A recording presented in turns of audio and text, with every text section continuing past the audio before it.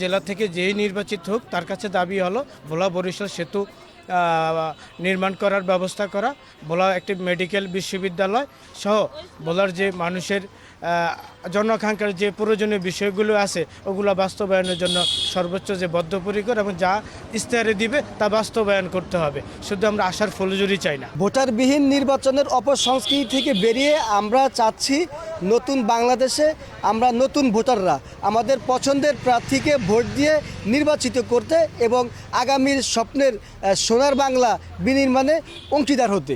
আমরা একজন ভালো প্রার্থী চাই যাতে আমাদের ভোলা বরিশাল সেতু সব ধরনের আমরা সহযোগিতা পাই, গ্যাসের উন্নয়ন পাই, কারেন্টের উন্নয়ন পাই, যেন ভোলা বরিশালের সেতু পাই, যেন আমরা ভোট দিয়ে যেন আমাদের সব ধরনের দাবিও পূরণ করে বা আমাদের কোনো রকম কোনো বা সমস্যা না হয়।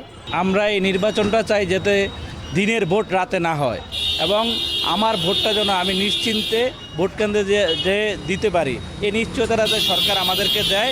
আমরা এরকম একটা উৎসব মুখর পরিবেশে প্রার্থীরা নির্বাচন করবে আর আমরা ভোটাররা আমাদের ভোটটা নিশ্চিন্তে আমার পছন্দের প্রার্থীকে দিতে চাই।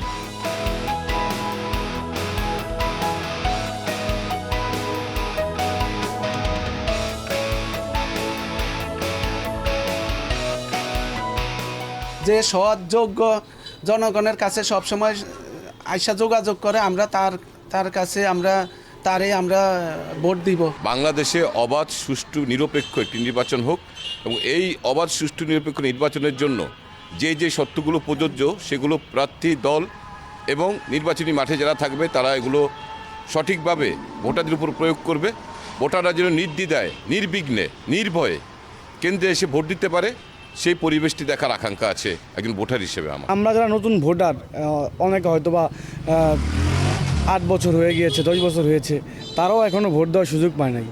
সকলের জন্যই এবারে নির্বাচনটা একটা উৎসব মুখর পরিবেশে যাতে হয় সেটি আমরা কামনা করি এবং এই নির্বাচনকে ঘিরে আমাদের অনেক উৎসাহ উদ্দীপনা রয়েছে, অনেক আগ্রহ রয়েছে। আমরা সাধারণ জনগণ চাই শুধু একটু দুটা বাদ চাই, সুস্থ একটা শান্তি, যেই আসুক বর্তমান যেই আসুক একটা ভালো একটা নির্বাচন, সুষ্ঠু নির্বাচন চাই আমরা।